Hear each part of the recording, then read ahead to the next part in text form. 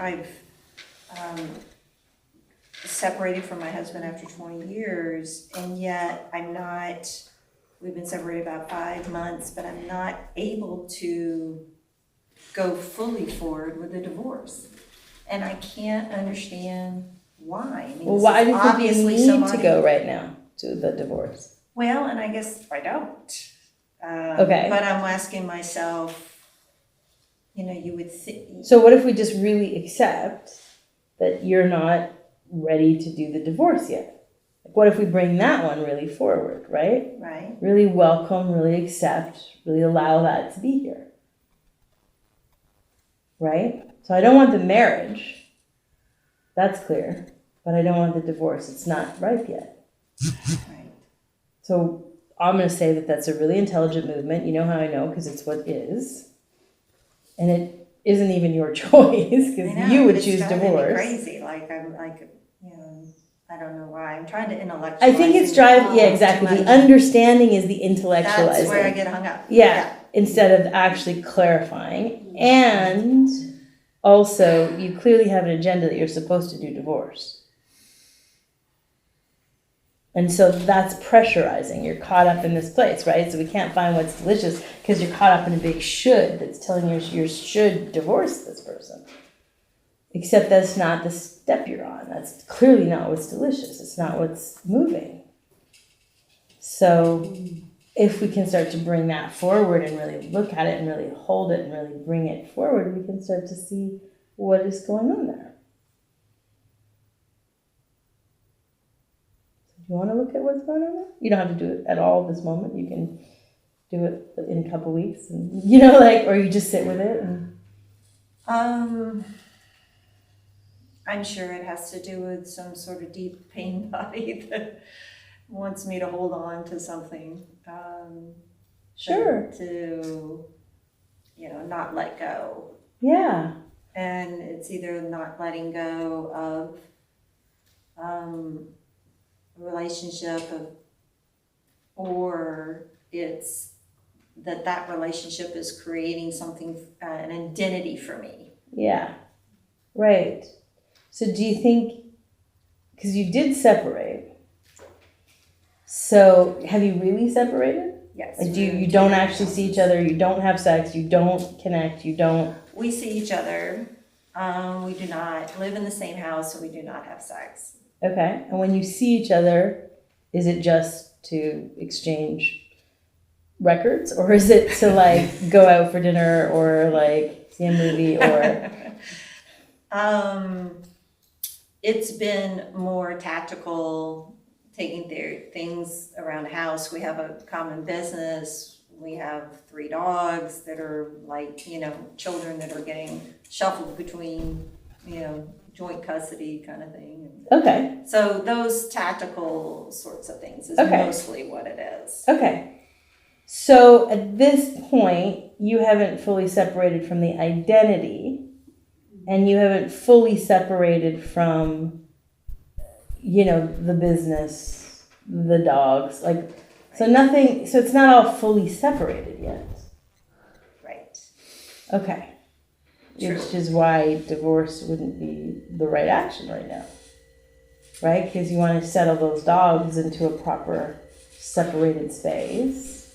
You want to settle the business into a proper separated place. And you want maybe some time with a new identity for a little bit. Just to get comfortable with that. You need to give yourself some time. Right? We can't just... And there's a lot of love. Love in the business, love in the dogs, love in the 20-year marriage, love of the person. There's love there, right? So how does it get righted, get put in the right place? So you have to look at what's delicious for the business, for you, for the delicious business piece and the delicious dog pieces, and the delicious new identity of being single. Are you single? Are you with someone else? No, I'm not. Are you separated from him, but are you having a relationship with someone else? No. Okay. No. Okay. So you gotta have some what's delicious around that a little bit too. which means less looking at what was and focusing on what's delicious. That just sounds to me like it's not ripe yet for the divorce. Yeah. But it was ripe for the separation. It's just in process. Separation is in process. Now, why is it pressurized to be divorced? Well, and that's, I've come to that spot where there's a reason why I'm not ready to move forward, and, it's the process. But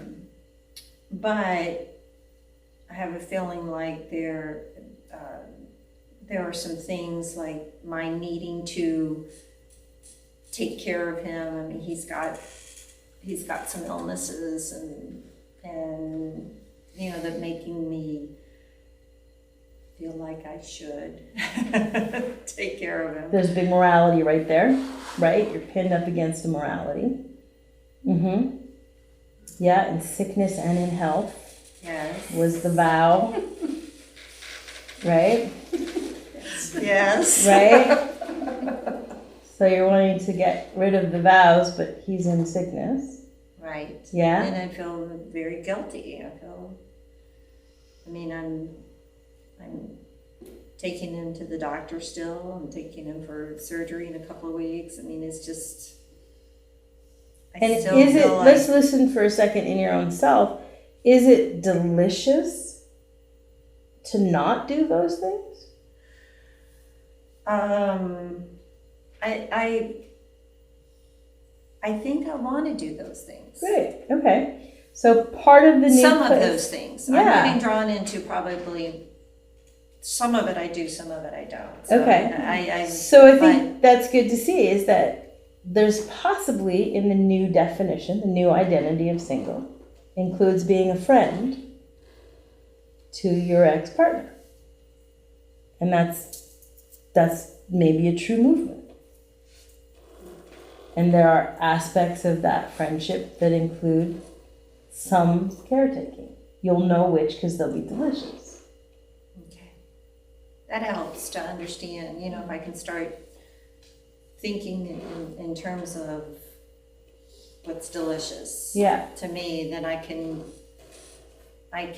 then discern, where I do get involved and where I don't, because right now I'm just finding myself pulled into everything. Yeah, because you're still the wife, right? Yes. So we got to move into this separated single woman who has a friend. And as a friend, there's boundaries, right? That are different than the wife's boundaries. Yeah, and I haven't been good with boundaries in the Period. past. Okay. So that's... Right. So we got to go find the yes so we can feel where the no is. Okay. Because the no is where the boundary is, right? Yes. So it's easier to sometimes find the yes than the no, but if you come across a few no's, listen to them because that's the boundary place. And it's allowing you to make the new shape, right, of this transformation into what's next, which is going to be a beautiful up-level, upgrade space. If we recognize what it is, like if we take the time. So it's single, but have a good friend, and these are the boundaries around what that friendship looks like. And where I have put up boundaries, the few times that I have, the reaction that I get is very negative, blaming, aggressive, and I'm trying not to identify with that. Just say, yes, that's true. The point, okay, so the bigger point is that the other person is not used to you setting boundaries. Right. Right? So they don't believe them to begin with. And that is a bit of the challenge with the no. If we haven't been using no a lot, it's really hard to start to use it. And then the fine print is that you have to use it like a lot of times in the same place because they don't recognize it. But then once you're really fluent in it and everybody gets used to it, you don't have to use it so many times. And it's not so hard to say, which is the irony, right? Yeah. Like when it's really freaking hard to say, you actually have to say it 10 times. But when it's not hard to say at all, you just have to say it once. That's that. So you're in that journey, which is part of the joy, the up level, the upgrade of this new identity. Is this? She's a woman who has boundaries, how delicious, right? Because if you've got a no, then you've got a yes, right? So then she gets to have yeses, right? She doesn't just go into patterns, habitual patterns. She gets all these yeses. And to have those yeses, you're going to have some no's to clear the space. So that's part of this identity. Part of the identity is getting a really thick skin when your friend throws stuff at you. To be, well, I'd say a boundary around that, probably. Probably that's a boundary right there. When they start blaming and judging, you're not available for the conversation. And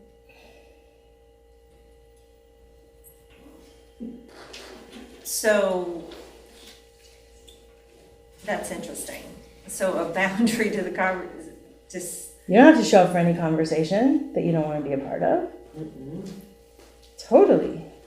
Absolutely. You don't have to fucking show up for this room if you don't want to be. Right? You're free. You don't have to, there's nothing you have to show up for. So the shitstorm is that more circumstances arising in the mirror that's asking me to navigate it. Sometimes it's them setting a boundary, and sometimes it's me setting a boundary.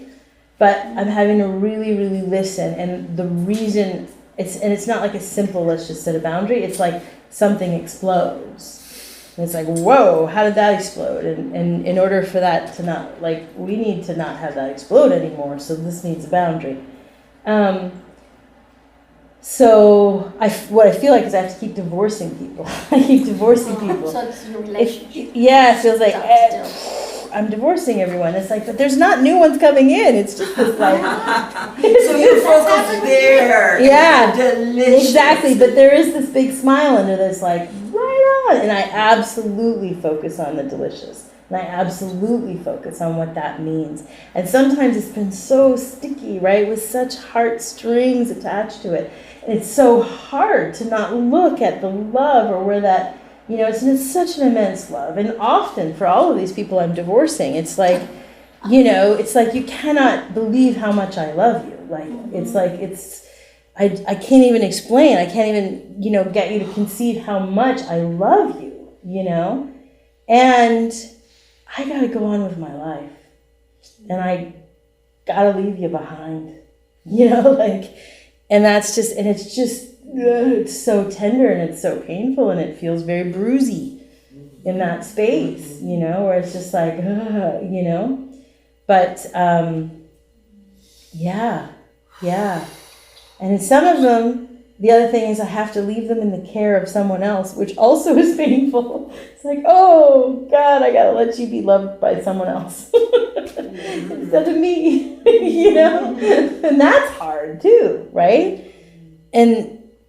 But I have to do it. You got to do what's true and you got to do what's delicious. So absolutely boundaries around conversations, boundaries around thoughts, for frick's sakes, you know, boundaries around, yeah. A boundary around a thought would be to tell the thought, stop. I'm just not interested. Yeah. I'm just not, and that's really sometimes these core belief systems, right? That it's like, It bumps up against, maybe I'm unlovable, right? Maybe I'll never find a partnership again or love again, right? And it's like, actually, I'm gonna put a boundary up. Like, actually, I'm not available for that storyline. I'm not gonna let fear harm me like this. That's for yourself. Yeah, so Okay, that's like so boundary you're not around the saying thought. to someone who's talking to you, you know, I'm just not interested. Well, that's a boundary around a conversation. Totally. Yes. Absolutely. Yes. Mm-hmm. Absolutely. Yeah. Right? Which is not easy to do, especially if it's your kid.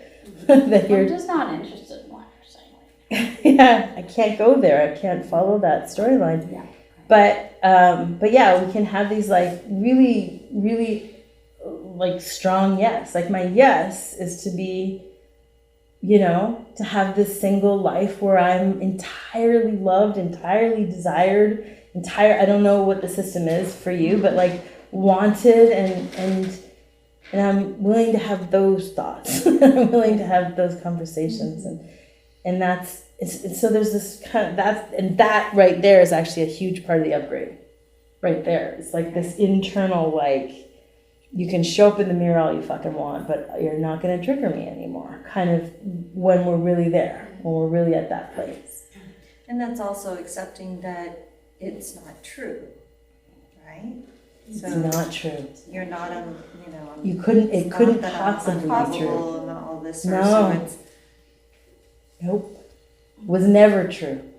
What was never true? That you were unlovable. Yes. That you were unwanted. That you were abandoned. That you were not liked. Mm-hmm. Not ever true. Even a little bit. No. You've only ever been perfect. And wanted and loved. Such good news.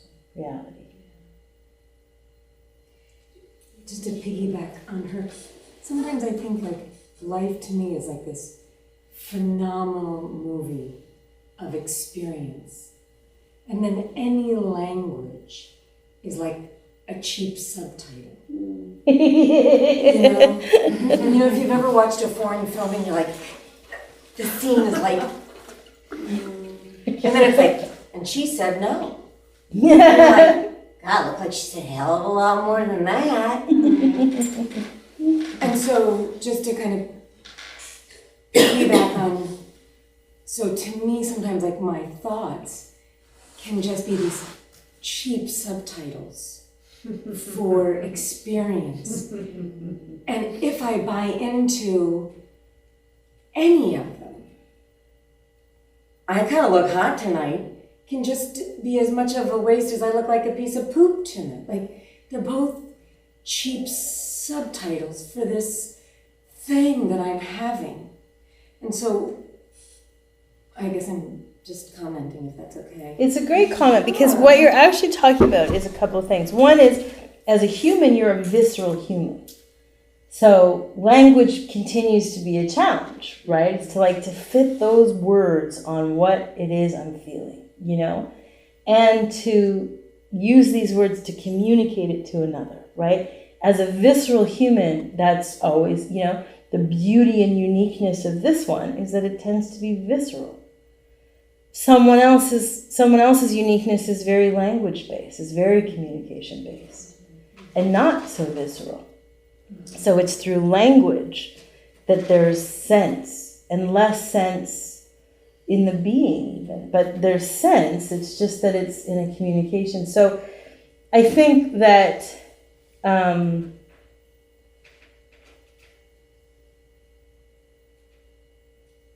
when we really are finished with fear, which isn't that we need to do it right now or at all, because there's a compassion for how it shows up in all of our lives.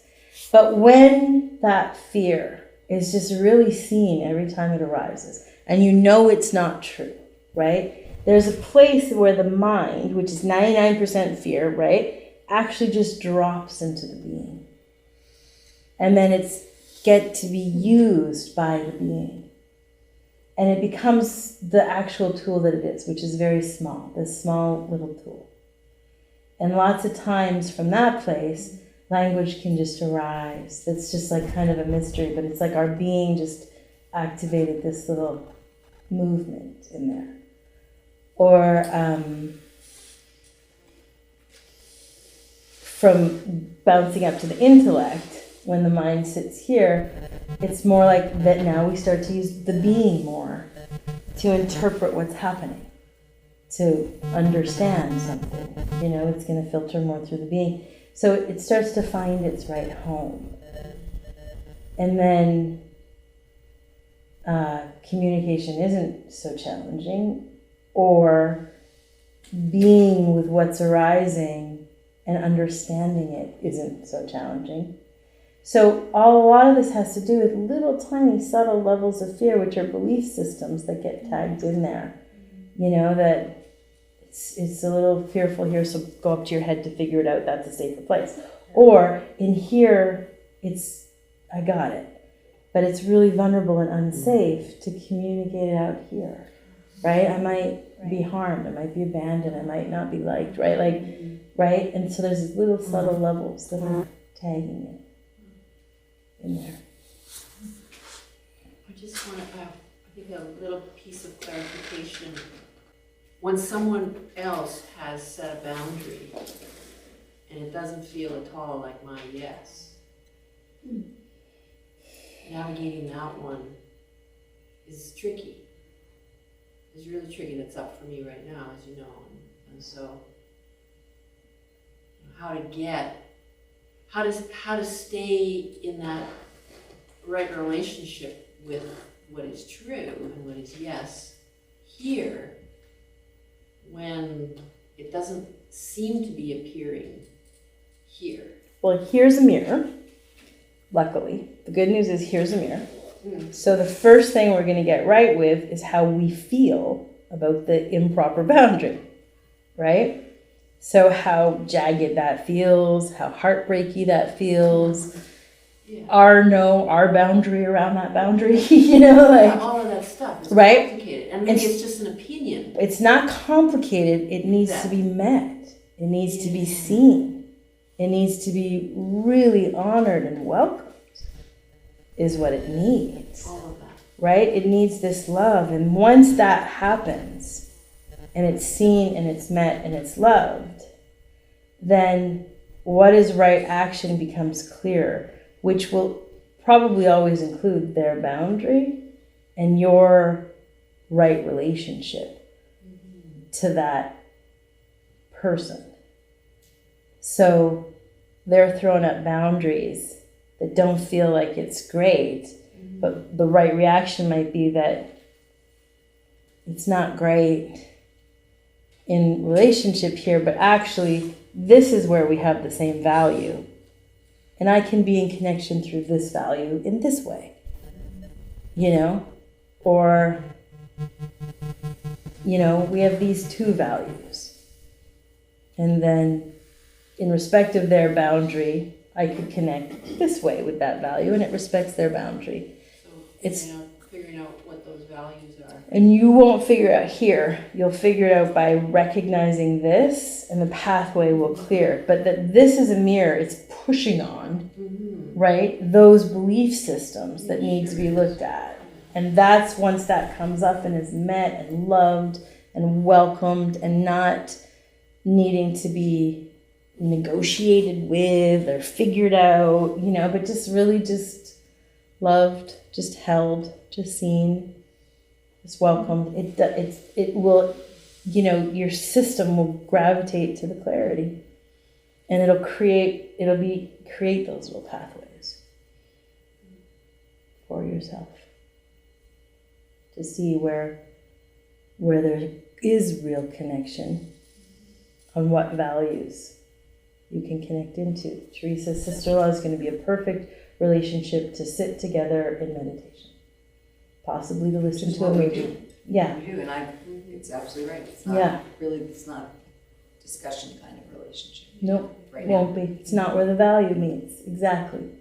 So you find, but it is probably a very lovely connection. It's nice to have that, you know. So it's like navigating where those are with your friend, right? It's like, what are those values, you know, and like, where do those connections? Like, you really want to know his prognosis, but you don't want to be his taxi service, you know, or you really want to be there before he goes in for surgery to let him know he's loved and reflected, but you don't want to be changing his diapers and bedpans and clothing and whatever afterwards. You know, like, there'll be places of like, I value your health and you value your health, so this is where the same value is. This is where we can come into connection. But I'm not going to be your caretaker because I don't value your day-to-day care. Like, I don't need to know. I'm a friend, not your wife. So it'll look like that to navigate those kind of boundaries.